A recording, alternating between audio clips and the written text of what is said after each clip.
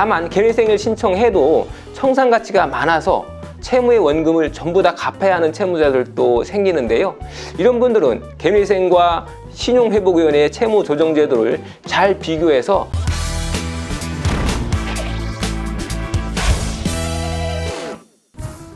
안녕하세요. 김신철 변호사입니다. 채무자를 위한 채무구제제도는 여러 가지가 있는데요. 막상 그 제도 중에서 내가 어떤 제도를 이용해야 할지 고민이 있으신 분들이 많습니다. 그래서 오늘은 이 채무구제제도에 대해서 개략적으로 말씀드리겠습니다.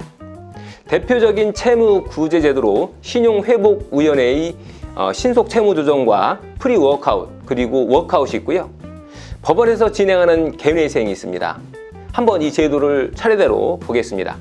먼저 신용회복위원회의 신속채무조정제도는요, 연체전 채무조정제도라고도 하는데요.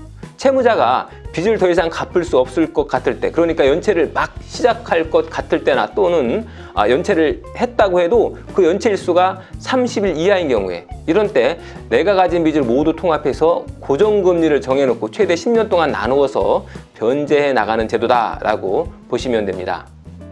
빚을 갚기 어려운 채무자 입장에서 이제 막 연체가 시작돼서 채권자의 추심에 대한 압박이 느껴질 때, 그때 신속하게 채무를 통합해서 변제하는 데 주로 이용되고 있죠. 다만 이 제도의 문제점은 금융기관 채무만 조정이 가능하고요. 그것도 원금과 이자를 모두 갚아야 하는 점이죠.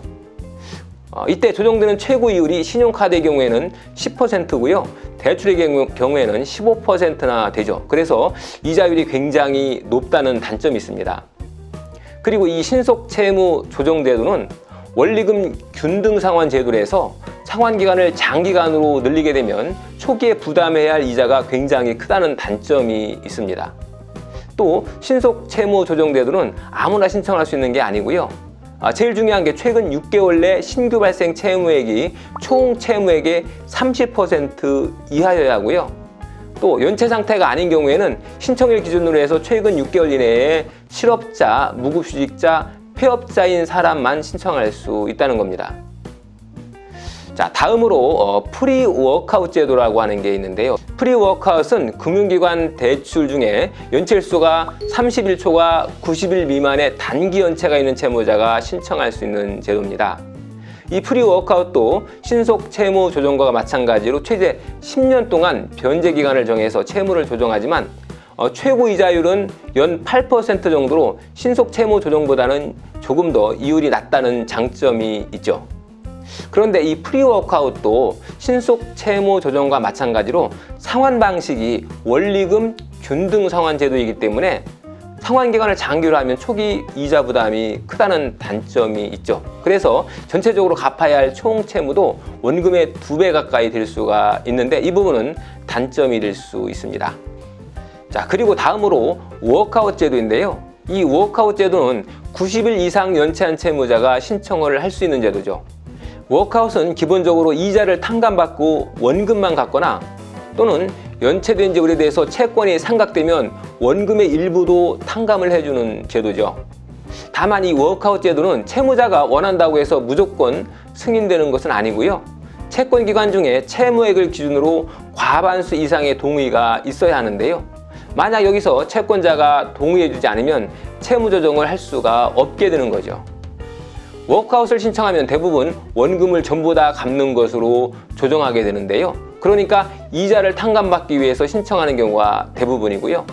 간혹 원금도 일부 탕감을 받는 분이 있는데 이런 분들은 기초생활수급자나 장애인처럼 사회 취약계층이라거나 또는 연체된 지 수년이 흘러서 상각채권으로 취급되는 경우다라고 보시면 됩니다. 자, 다음으로 법원의 개인회생제도가 있는데요. 이 개인회생제도는 연체 여부나 연체 기간 이런 것과 상관없이 신청 자격이 된다는 장점이 있고요. 또 금융기관의 채무뿐만 아니라 개인 간의 사채도 탕감받을 수 있다는 장점이 있습니다. 그리고 무엇보다도 채권자의 동의가 필요가 없는데요. 오직 법원의 결정으로 사건의 가부가 결정되기 때문에 법원의 보정 요구에만 잘 대응하시면 채무를 신속하게 조정할 수 있다는 장점이 있습니다. 그리고 이 개인회생 제도는 기본 기간이 3년이고요. 아무리 길어도 최장 5년을 넘길 수 없는데요. 신속 채무 조정이나 프리 워크아웃에 비해서 그 기간이 절반 미만으로 짧죠. 다만 개회생을 신청해도 청산 가치가 많아서 채무의 원금을 전부 다 갚아야 하는 채무자들도 생기는데요. 이런 분들은 개회생과 신용회복위원회의 채무조정제도를 잘 비교해서 본인에게 보다 유리한 것으로 채무를 해결하는 것이 좋겠습니다. 오늘은 우리나라의 대표적인 채무 구제제도에 대해서 알아봤습니다. 김신철 변호사였습니다. 감사합니다.